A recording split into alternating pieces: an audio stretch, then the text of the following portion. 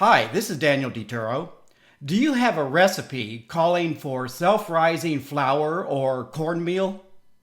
In this video, I'll share the difference between regular and self-rising flour and cornmeal, how to make homemade self-rising flour and cornmeal, and nutritional information.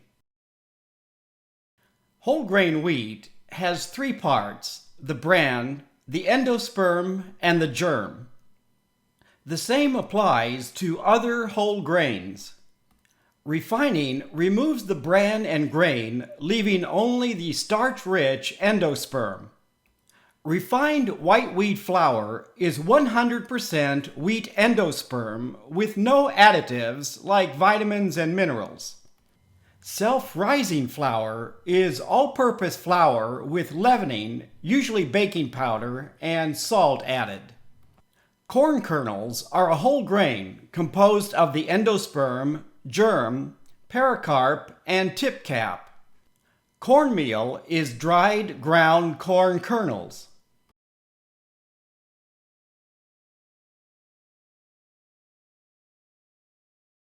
Like plain wheat flour, cornmeal is 100% corn with no additives.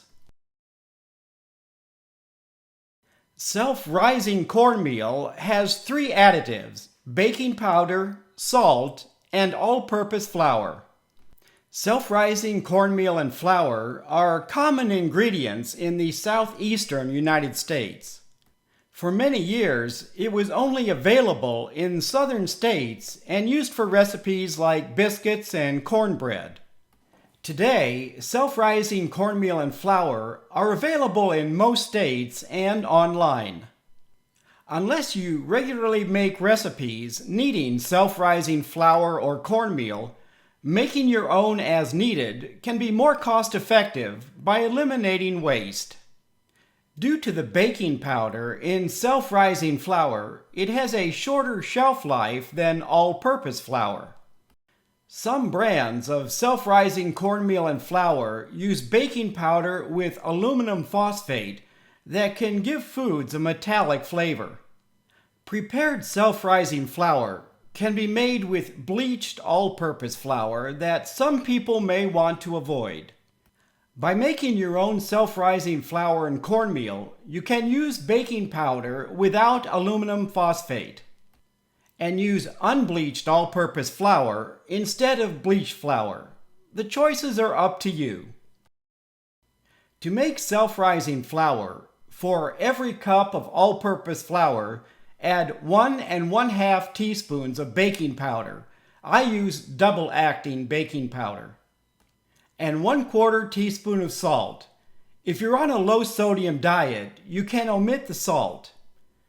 Place all the ingredients in a bowl and combine using a spoon or whisk. Use immediately or store in an airtight container in a cool, dry place. Use within 6 months for best results. Label your container so you know it's self-rising flour and not plain flour. To make larger batches, for 1 pound of all-purpose flour, add 5 3/4 teaspoons of baking powder and 1 teaspoon of salt. For 1 kilo of all-purpose flour, add 60 grams of baking powder and 11 grams of salt. For self-rising cornmeal, you can use white or yellow cornmeal. To every cup of cornmeal, add 1/3 cup of all-purpose flour. You can use bleached or unbleached flour. 2 teaspoons of baking powder. I use double-acting baking powder. And about 1/2 teaspoon of salt. Again, if you're on a low-sodium diet, you can reduce or eliminate the salt. Place all the ingredients in a bowl and thoroughly combine using a spoon or whisk.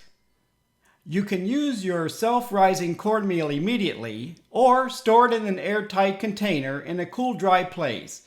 Again, use within 6 months for best results. For larger quantities, for every pound of cornmeal, add 1 cup plus 2 tablespoons of all-purpose flour, 6 1/2 teaspoons of baking powder, and 1 1/2 teaspoons of salt.